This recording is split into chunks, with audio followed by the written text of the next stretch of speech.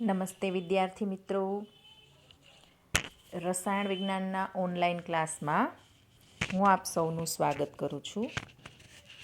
આપણે પ્રકરણ 14 એમાં લાસ્ટ ટોપિક ન્યુક્લિક એસિડ સંયોજનો તરફ જઈ રહ્યા છીએ અને આઈ થિંક આ પ્રકરણ એ પૂરું થઈ જશે. એની સાથે આપણું કેમેસ્ટ્રીનું સિલેબસ એ પણ પૂરો થઈ જશે. તો મારા તરફથી પૂરું થઈ જશે, પણ તમારા તરફથી હજુ બાકી જ છે. તો સાથે સાથે તૈયારી કરતા જજો.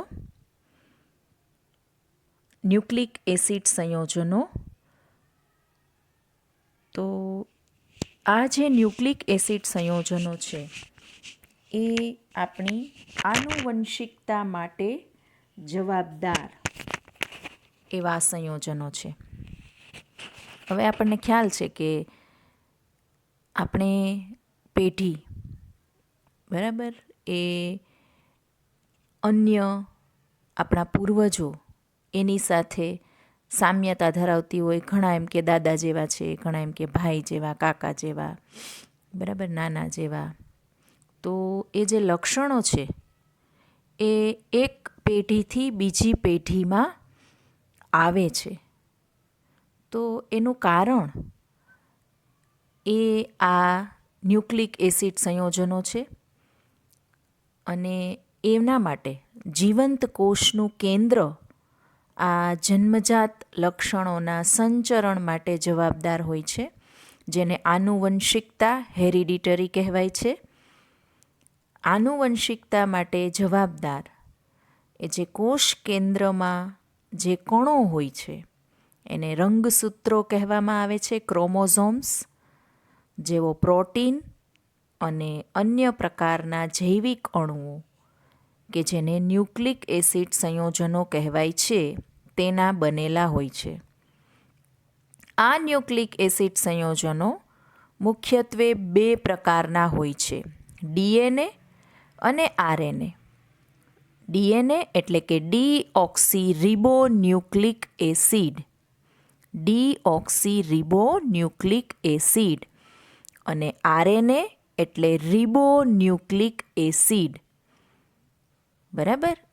અને આ જે ન્યુક્લિક એસિડ સંયોજનો છે એ ન્યુક્લિયોટાઇડ સંયોજનોની લાંબી શૃંખલાવાળા પોલિમર પદાર્થો છે, એટલે તેમને પોલીન્યુક્લિયોટાઇડ સંયોજનો પણ કહેવાય છે. અને આ જે ન્યુક્લિક એસિડ જે છે ડીએનએ, એ વોટસન નામના વૈજ્ઞાનિકે એની શોધ કરી હતી, એના વિશે માહિતી આપી હતી. તો એના વિશે તમને આપેલું છે, વાંચી લેજો. તો આવા ન્યુક્લિક એસિડ સંયોજનો છે એનું આપણે કેમિકલ કમ્પોઝિશન, રાસાયણિક બંધારણ અથવા તો સંઘટન જોઈએ. અગત્યનું છે, પૂછાય છે. તો ડીએનએ અથવા તો આરએનએ એનું જો જળ વિભાજન કરવામાં આવે તો એક પેન્ટોઝ શર્કરા, ફોસ્ફોરિક એસિડ અને નાઇટ્રોજન ધરાવતા વિષમ ચક્રીય સંયોજનો કે જેને બેઝ કહેવામાં આવે છે એ આપણને મળે છે, બરાબર. ડીએનએનું જળ વિભાજન કરીએ એટલે એક પેન્ટોઝ શર્કરા, ફોસ્ફોરિક એસિડ અને વિષમ ચક્રીય નાઇટ્રોજન ધરાવતો બેઝ. એટલે આપણે એવું કહી શકીએ કે ડીએનએ અથવા તો આરએનએમાં આ ત્રણ પ્રકારના પદાર્થો હશે, એક પેન્ટોઝ શર્કરા, ફોસ્ફોરિક એસિડ અને વિષમ ચક્રીય બેઝ. એમાં ડીએનએ અણુઓમાં શર્કરા અર્ધ ભાગ બીટા D2 ડીઓક્સીરિબોઝ હોય છે, જ્યારે આરએનએ અણુમાં તે બીટા ડી રિબોઝ છે, બરાબર. શર્કરા આ પ્રકારની છે, પેન્ટોઝ શર્કરા. Beta D2 ડીઓક્સીરિબોઝ. ડીઓક્સીરિબોઝ એટલે કે એમાં એક ઓક્સિજન નથી. બરાબર, જુઓ તમે અહીંયા જોઈ શકાય છે, આપણને બંધારણ બંનેનું આપેલું છે. બીટા D2 ડીઓક્સીરિબોઝ, તો એમાં બીજા કાર્બન ઉપર HOH હોવું જોઈએ, એની જગ્યાએ હાઇડ્રોજન જ છે. ઓક્સિજન નથી એટલે ડીઓક્સી. બરાબર, જ્યારે રિબોઝમાં AOH છે. તો આ રીતે આ પેન્ટોઝ શર્કરા DNA અને RNAમાં છે, અને DNAમાં 4 બેઝ સંયોજનો છે, વિષમચક્રીય બેઝ નાઇટ્રોજનયુક્ત, જેને એડેનિન, ગ્વાનિન, સાઇટોસિન અને થાઇમિન. જ્યારે RNAમાં એક ચોથું સંયોજન યુરેસિલ હોય છે. બરાબર, પ્રથમ 3 બેઝ સંયોજનો DNA જેવા જ, એડેનિન, ગ્વાનિન અને સાઇટોસિન, પણ DNAમાં થાઇમિન હોય છે, જ્યારે RNAમાં યુરેસિલ હોય છે. આ બાબત ખાસ યાદ રાખજો. આ બધા એના બંધારણ આપેલા છે, આપણે એના બંધારણ કરવાના નથી. બરાબર, તો આ રીતે વિષમચક્રીય બેઝ સંયોજનો કેટલા કુલ? તો એડેનિન, ગ્વાનિન, સાઇટોસિન, થાઇમિન અને યુરેસિલ. એમાં DNAમાં થાઇમિન છે, જ્યારે RNAમાં થાઇમિનની બદલે યુરેસિલ. એટલે બંનેમાં 4 બેઝ સંયોજનો હોય છે. તમને એના બંધારણ આપેલા છે. ત્યારબાદ હવે આપણે જોઈએ ન્યુક્લિક એસિડ સંયોજનોનું બંધારણ કેવી રીતે એ ગોઠવાયેલું હોય છે. બરાબર, પેન્ટોઝ શર્કરા, ફોસ્ફોરિક એસિડ અને બેઝ, એ 3 કેવી રીતે ગોઠવાયેલા છે. તો શર્કરાનું જે પ્રથમ સ્થાન છે એના ઉપર બેઝ જોડાય છે. પછી એ બેઝ જે છે એ આપણે વાત થઈ તેમ એ એડેનિન પણ હોઈ શકે, સાઇટોસિન પણ હોઈ શકે, ગ્વાનિન પણ હોઈ શકે, થાઇમિન પણ હોઈ શકે છે.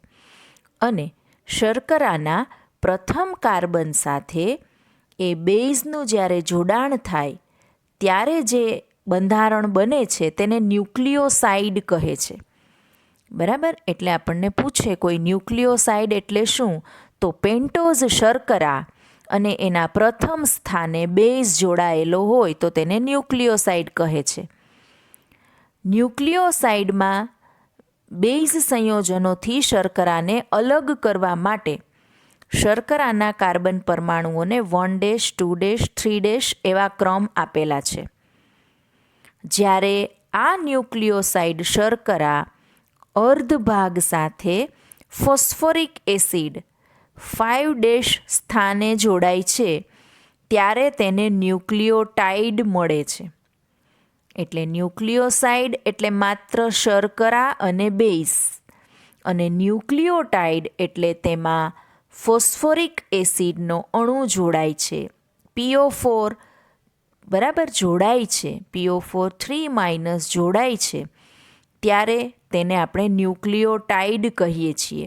એટલે પહેલા કાર્બન ઉપર બેઝ જોડાય છે, 5મા કાર્બન ઉપર ફોસ્ફોરિક એસિડનો અણુ જોડાય છે.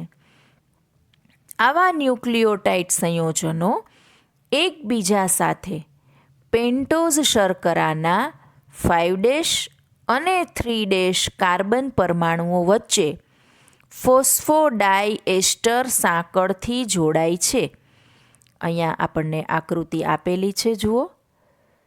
તો આ રીતે આ 2 ન્યુક્લિયોટાઇડ જે છે એ એની વચ્ચે 5' અને 3' એની સાંકળ છે. એકનો 5' અને બીજાનો 3' કાર્બન અને ફોસ્ફોડાયએસ્ટર સાંકળ જે છે એના દ્વારા જોડાય છે, અને આ કહેવાય છે ડાયન્યુક્લિયોટાઇડ. બરાબર, 2 જોડાણા એટલે ડાયન્યુક્લિયોટાઇડ, 3 જોડાય તો ટ્રાયન્યુક્લિયોટાઇડ, 4 જોડાય તો ટેટ્રાન્યુક્લિયોટાઇડ. એવી રીતે ઘણા બધા જોડાઈને પોલીન્યુક્લિયોટાઇડ એટલે કે ન્યુક્લિક એસિડની રચના કરે છે. અહીંયા આપણને ન્યુક્લિક એસિડનું સાદું સ્વરૂપ આપેલું છે, બેઝ, શર્કરા, ફોસ્ફેટ. એમાં બેઝ શર્કરા ફોસ્ફેટ અસંખ્ય વખત આવેલ હોય અને આખું ન્યુક્લિક એસિડનું બંધારણ રચાય છે. તો આ જે ન્યુક્લિક એસિડ છે એ એક ગોળાકાર સીડી જેવી રચના આપણને દેખાય છે. બરાબર. તો એ શૃંખલામાં ન્યુક્લિયોટાઇડ સંયોજનોની જે એનો ક્રમાંક છે એ સંબંધિત માહિતી તેનું પ્રાથમિક બંધારણ કહેવામાં આવે છે અને ન્યુક્લિક એસિડ સંયોજનોને તેનું દ્વિતીયક બંધારણ પણ હોય છે. આપણે જે હમણાં આગળ જોયું એ એનું પ્રાથમિક બંધારણ છે. જ્યારે આ દ્વિતીયક બંધારણ એ જેમ્સ વોટસન અને ફ્રાન્સિસ ક્રિકે એનું દ્વિસર્પિલ બંધારણ આપેલું છે, જે આપણને આકૃતિમાં દેખાડેલું છે. તો એમાં 2 શૃંખલાઓ છે અને બંને શૃંખલાઓ એકબીજાની પૂરક હોય છે, કારણ કે બેઝ જે છે એ બેઝ પદાર્થોની વિશિષ્ટ જોડીઓ વચ્ચે હાઇડ્રોજન બંધ રચાય છે. એડેનિન હંમેશા થાઇમિન સાથે અને સાઇટોસિન જે છે એ ગ્વાનિન સાથે. બરાબર. સાઇટોસિન ગ્વાનિન સાથે ત્રિબંધથી 3 હાઇડ્રોજન બંધથી, જ્યારે એડેનિન થાઇમિન સાથે દ્વિહાઇડ્રોજન બંધથી જોડાયેલ છે. આમાં જો ક્યાંય ગડબડ થાય તો પછી એ ખામી સર્જાય છે. બરાબર. આપણને ખ્યાલ છે કે ઘણા જે છે અને એ પછી વારસાગત ખામી આવે છે. એટલે એ આ પ્રમાણે જ ગોઠવાયેલું હોવું જોઈએ, એડેનિન થાઇમિન સાથે ATGC. બરાબર. એવી જ રીતે આરએનએના દ્વિતીયક બંધારણમાં એક જ શૃંખલાની બનેલી સર્પિલ રચના હોય છે. અહીંયા ડીએનએમાં 2 શૃંખલાની સર્પિલ રચના જોવા મળે છે, જ્યારે આરએનએમાં એક જ શૃંખલાની બનેલી સર્પિલ રચના હોય છે અને પોતાના ઉપર એ પરત વળે છે. અને આરએનએ અણુઓ 3 પ્રકારના હોય છે અને તેના જુદા જુદા કાર્યો પણ હોય છે. તેમના નામ સંદેશાવાહક એટલે કે મેસેન્જર આરએનએ, રિબોઝોમલ આરએનએ અને સ્થાનાંતર એટલે કે ટ્રાન્સફર આરએનએ છે. તો આ રીતે ડીએનએનું બંધારણ એ આપણને પૂછાઈ શકે છે.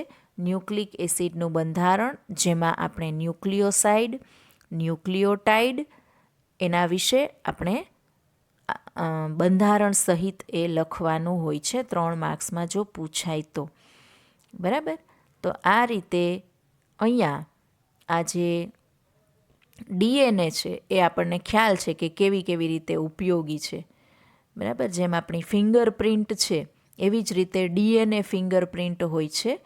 તો એ ગુનેગાર લોકોની ઓળખ માટે, ત્યારબાદ કોઈ વ્યક્તિનું પિતૃત્વ નક્કી કરવા માટે, માતા પિતા અથવા તો બાળકોના ડીએનએ સાથે સરખામણી કરીને અને જૈવ ઉત્ક્રાંતિના પુનઃલેખનમાં એ જો કોઈ પ્રજાતિ નાશ પામેલ હોય તો એની ઓળખ માટે થાય છે.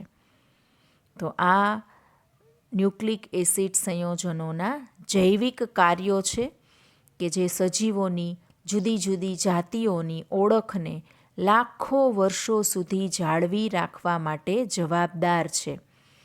બરાબર. જનીન માહિતીનો સંગ્રાહક છે ડીએનએ. કોષ વિભાજન જ્યારે થાય, તમારે બાયોલોજીમાં આવતું હશે બી ગ્રુપવાળાને, કોષ વિભાજન દરમિયાન એક ડીએનએ અણુ પોતાની રીતે જ બેવડાઈને બેવડાઈ અને પછી એવી જ રીતે એ બાળકોષમાં પણ એ સ્થાનાંતર પામે છે. એવી જ શૃંખલાઓ એ કોષ વિભાજનથી જે કોષો જુદા પડે એમાં એવી જ રીતે એ ડીએનએની શૃંખલાઓ જોવા મળે છે. અને કોષમાં જે પ્રોટીન જુદા જુદા આરએનએ અણુઓ દ્વારા સંશ્લેષિત થાય છે, પણ ચોક્કસ પ્રોટીનના સંશ્લેષણનો સંદેશ એ ડીએનએમાં હાજર હોય છે. તો આ ન્યુક્લિક એસિડના જૈવિક કાર્યો. ત્યારબાદ અંતઃસ્ત્રાવો. તો અંતઃસ્ત્રાવો જે છે એ આપણી પરીક્ષામાં તમારે પૂછાવાનું નથી, પણ હજુ JEE કે નીટમાં પૂછાશે કે કેમ એની હજુ કાંઈ સ્પષ્ટતા આવી નથી. તો અંતઃસ્ત્રાવો એટલે શું જોઈ લઈએ ટૂંકમાં. તો એવા અણુઓ છે કે જે આંતરકોષીય એટલે કે એક કોષમાંથી બીજા કોષમાં સંદેશાવાહકો તરીકે વર્તે છે. અને શરીરમાં એવી ઘણી બધી અંતઃસ્ત્રાવી ગ્રંથિઓ હોય છે, એમાં એ બનતા હોય છે અને સીધા જ રુધિરના પ્રવાહીમાં એ પ્રવાહિત થતા હોય છે અને એનું જે ક્રિયાસ્થાન છે ત્યાં સુધી એ પહોંચતા હોય છે. અને રાસાયણિક રીતે જોઈએ તો કેટલાક સ્ટીરોઇડ છે, દાખલા તરીકે એસ્ટ્રોજન અને એન્ડ્રોજન. કેટલાક પોલીપેપ્ટાઇડ હોય છે, દાખલા તરીકે ઇન્સ્યુલિન અને એન્ડોર્ફિન. તથા કેટલાક એમિનો એસિડ વ્યુત્પન્નો છે, જેવા કે એપિનેફ્રિન અને નોરએપિનેફ્રિન. તો ઘણા બધા કાર્યો કરે છે અંતઃસ્ત્રાવો. જૈવિક ક્રિયાઓનું સમતોલન જાળવવામાં મદદરૂપ થાય છે. રુધિરમાં ગ્લુકોઝના પ્રમાણને સાંકડી હદમાં રાખવા માટેની ઇન્સ્યુલિનની ભૂમિકા એ આનું ઉદાહરણ છે. કે આપણને ખ્યાલ છે કે ડાયાબિટીસ જે રોગ થાય છે, બરાબર, તો એમાં જો ગ્લુકોઝનું પ્રમાણ ઝડપથી વધી જાય તો એની પ્રતિક્રિયામાં ઇન્સ્યુલિન ઉત્પન્ન થાય છે. બીજી બાજુ ગ્લુકેગોન અંતઃસ્ત્રાવ રુધિરમાં ગ્લુકોઝનું પ્રમાણ વધારવાનું વલણ ધરાવે છે. એટલે ગ્લુકોઝનું પ્રમાણ ઘટાડવું હોય તો ઇન્સ્યુલિન અને વધારવું હોય તો ગ્લુકેગોન. એટલે એક સાથે આ બે અંતઃસ્ત્રાવો રુધિરમાં ગ્લુકોઝનું પ્રમાણ નિયંત્રિત કરે છે. અને એમાં જે ફેરફાર થાય, એમાં વધઘટ જો થતી હોય તો ડાયાબિટીસ રોગ, મધુપ્રમેહ આપણને ખ્યાલ છે એના લીધે જ થાય છે. ત્યારબાદ એપિનેફ્રિન અને નોરએપિનેફ્રિન એ બાહ્ય ઉદ્દીપક તરફ એ મધ્યમ પ્રતિક્રિયા એટલે કે રિએક્શન દર્શાવે છે. વૃદ્ધિ અંતઃસ્ત્રાવો અને જાતિ અંતઃસ્ત્રાવો જે છે એ વૃદ્ધિ અને વિકાસમાં અગત્યનો ફાળો ભજવે છે. ત્યારબાદ થાઇરોઇડ ગ્રંથિમાં થાઇરોક્સિન એમિનો એસિડ ટાયરોઝિનનો આયોડિનયુક્ત વ્યુત્પન્ન છે. થાઇરોક્સિનનું પ્રમાણ અસામાન્ય રીતે ઘટવાથી હાઇપોથાઇરોઇડ થાય છે, જેને નિરુત્સાહપણું અને મેદસ્વીતા એટલે કે બોડી વધી જાય. અત્યારના સમયમાં થાઇરોઇડ જે રોગ છે એ બહુ વધારે પડતો જોવા મળે છે. ઘણા બધા આપણે કહીએ કે ભાઈ આટલું બધું બોડી કેમ વધી ગયું છે, તો કે થાઇરોઇડ છે. તો એમાં આ જે થાઇરોક્સિનનું પ્રમાણ ઘટી જાય તો બે પ્રકારના થાઇરોઇડ હોય છે, અને થાઇરોક્સિનનું પ્રમાણ વધી જાય તો હાઇપરથાઇરો, બરાબર. હાઇપો એટલે ઘટવું, ઓછું, હાઇપર એટલે વધુ. તો હાઇપોથાઇરોડિઝમ અને હાઇપરથાઇરોડિઝમ. આહારમાં આયોડિનનું ઓછું પ્રમાણ એ હાઇપોથાઇરોડિઝમ થવાનું અને થાઇરોઇડ ગ્રંથિ ફૂલી જવાનું કારણ બને છે. અને આ જે સ્થિતિ છે એના માટે ખાવાના મીઠામાં સોડિયમ આયોડાઇડ ઉમેરીને, આયોડાઇઝ્ડ મીઠું એ ખાઈએ તો એ નિયંત્રિત થાય છે. ત્યારબાદ બીજા અંતઃસ્ત્રાવો છે સ્ટીરોઇડ અંતઃસ્ત્રાવો એડ્રિનલ કોર્ટેક્સ અને જનન ગ્રંથિઓમાં પુરુષોમાં વૃષણ અને સ્ત્રીઓમાં અંડાશયમાં બનતા હોય છે. એડ્રિનલ કોર્ટેક્સમાંથી ઉત્પન્ન થતા અંતઃસ્ત્રાવો શરીરના કાર્યો કરવામાં ખૂબ અગત્યની ભૂમિકા ભજવે છે. દાખલા તરીકે ગ્લુકોકોર્ટિકોઇડ્સ કાર્બોહાઈડ્રેટ ચયાપચયનું નિયંત્રણ કરે છે. સોજો ઉત્પન્ન કરવાવાળી પ્રક્રિયાઓનું નિયમન કરે છે. અને તણાવ એટલે કે ટેન્શન પ્રત્યે પ્રક્રિયા કરવામાં સંકળાયેલ હોય છે. મિનરલોકોર્ટિકોઇડ્સ કિડની દ્વારા ઉત્સર્જિત થનાર પાણી અને ક્ષારના પ્રમાણને નિયંત્રિત કરે છે. જો એડ્રિનલ કોર્ટેક્સ બરાબર કાર્ય ન કરે તો હાઇપોગ્લાયસેમિયા, નબળાઈ અને ટેન્શનની જે ગ્રાહ્યતા છે એમાં વધારો થાય છે. એવા લક્ષણો ધરાવતા રોગ એડિશન રોગ થાય છે. અને જો ગ્લુકોકાર્ટિકોઇડ્સ અને મિનરલોકાર્ટિકોઇડ્સ દ્વારા સારવાર ન અપાય તો આ રોગ જે છે એ ઘાતક પણ બની શકે છે. એવી જ રીતે જનન ગ્રંથિઓમાંથી ઉત્પન્ન થતા જે અંતઃસ્ત્રાવો છે જે ગૌણ જાતીય લક્ષણોના વિકાસ માટે જવાબદાર હોય છે. ટેસ્ટોસ્ટેરોન પુરુષોમાં ઉત્પન્ન થતો મુખ્ય જાતીય અંતઃસ્ત્રાવ છે, જે પુરુષોમાં ગૌણ લક્ષણો એટલે કે ઘેરો અવાજ, દાઢી, સામાન્ય શારીરિક બાંધો એ બધા માટે જવાબદાર છે. જ્યારે એસ્ટ્રાડિયોલ સ્ત્રીઓમાં ઉત્પન્ન થતો મુખ્ય જાતીય અંતઃસ્ત્રાવ છે અને તે સ્ત્રીમાં ગૌણ લક્ષણોના વિકાસ માટે જવાબદાર છે. સ્ત્રીઓના માસિક ચક્રના નિયંત્રણમાં ભાગ ભજવે છે. પ્રોજેસ્ટેરોન ફલિતાંડના રોપણ માટે અને ગર્ભાશયને તૈયાર કરવા માટે જવાબદાર હોય છે. તો અહીંયા આપણો પાઠ પૂરો થાય છે. અગત્યનો પાઠ છે. તમને આ વિડીયો જોશો ત્યાં સુધીમાં તમને મળી ગયા છે નમૂનારૂપ પેપર સ્ટાઇલ, બધાની માર્કિંગ સ્કીમ. બરાબર, શક્ય હોય તો ઝેરોક્સ કરાવીને રાખી દેજો, એટલે આપણને ખ્યાલ આવે કે કયા પ્રકરણનું કેટલું વેઇટેજ છે, એ પ્રમાણે તૈયારી કરવાની. તો આ રીતે હવે 13મો પાઠ જે છે એ મારકણા સર પૂરો કરશે અને અહીંયા આપણો કેમેસ્ટ્રીનો કોર્સ જે છે એ પૂરો થાય છે. હવે અમે તમને પેપર્સ આપીશું, જે પેપર્સ તમારે લખવાના છે. એની સૂચનાઓ એ પછીથી વોટ્સએપમાં મૂકી દઈશું. Thank you.